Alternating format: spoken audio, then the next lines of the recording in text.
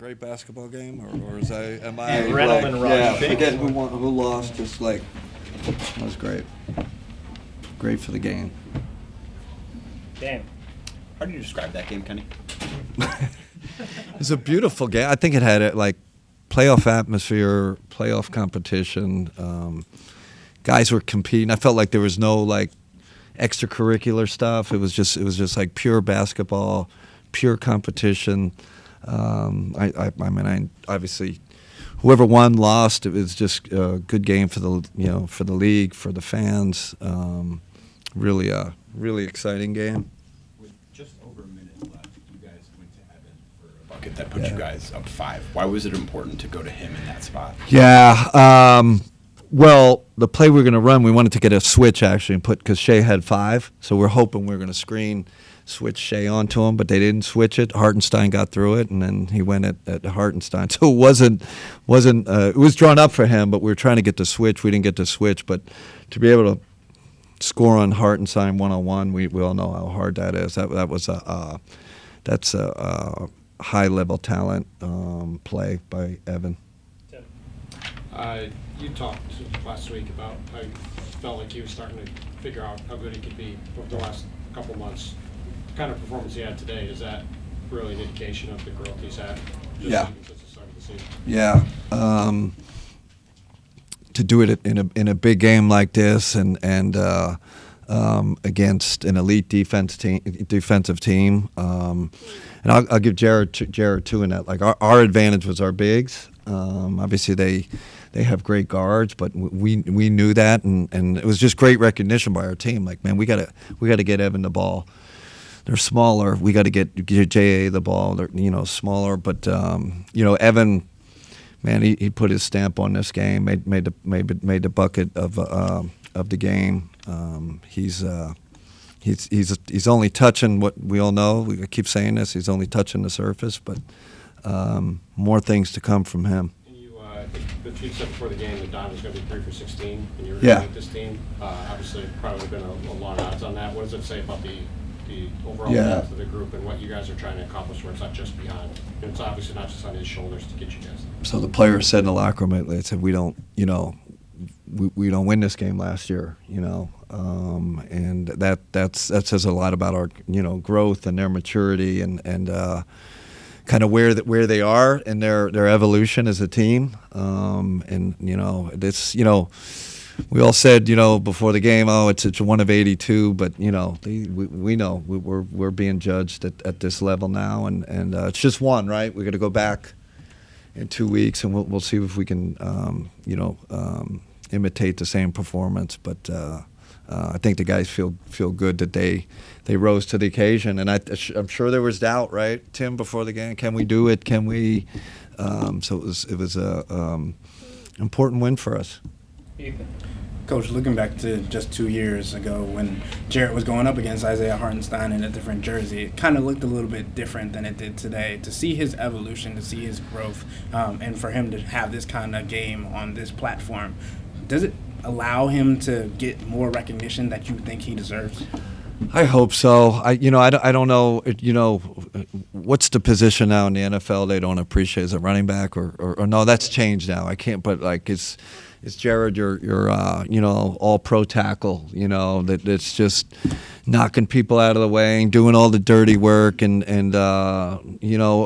what I know you guys see, but his skill level is better than people. The ability to pivot in the lane and the stuff he does. They blitzed us a lot tonight. So when they blitz, right, your big's got to be able to play in the pocket. So he got it in the pocket, made great. Evan, obviously that's his comfort zone because he's more of a wing big. But I thought J.A.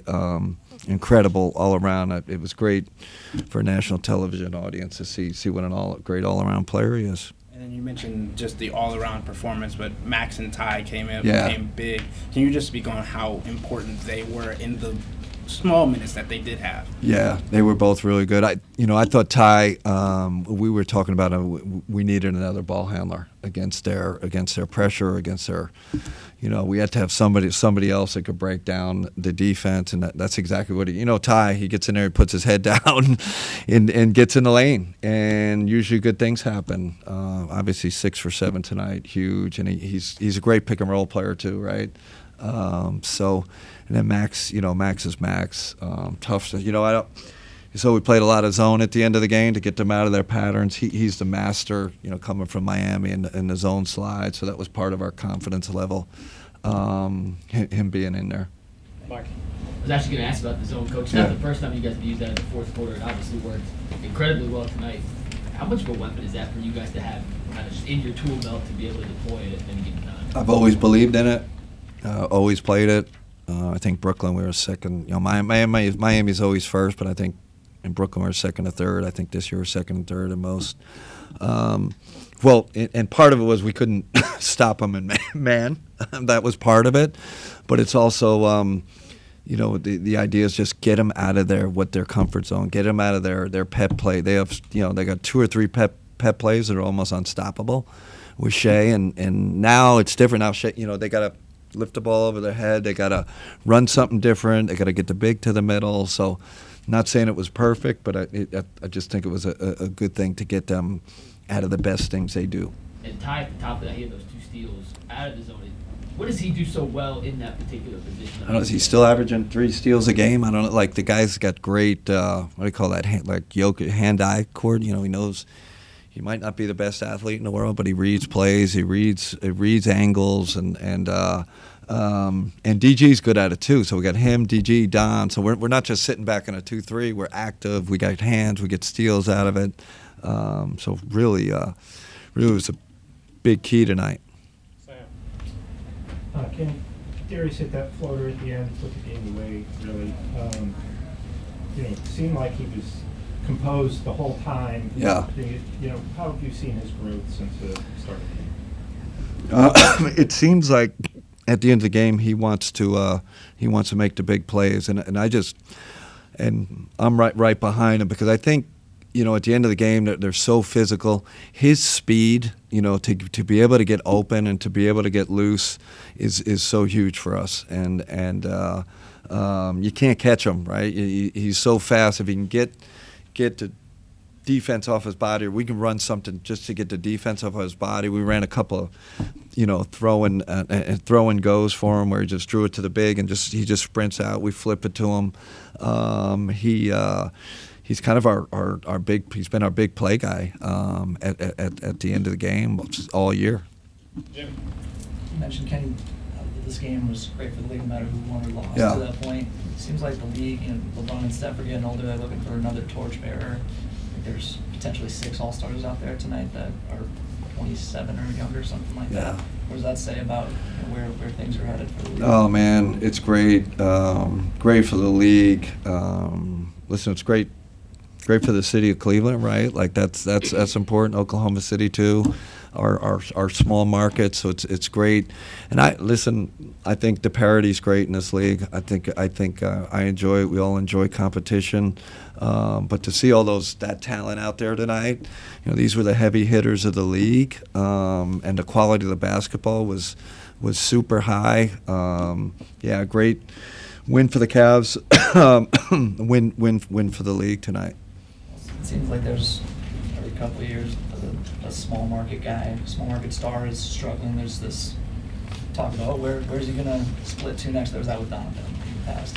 Just saying with the success of these 2 teams and just the internet brings us all together. Do you think that stars need market size to be stars anymore?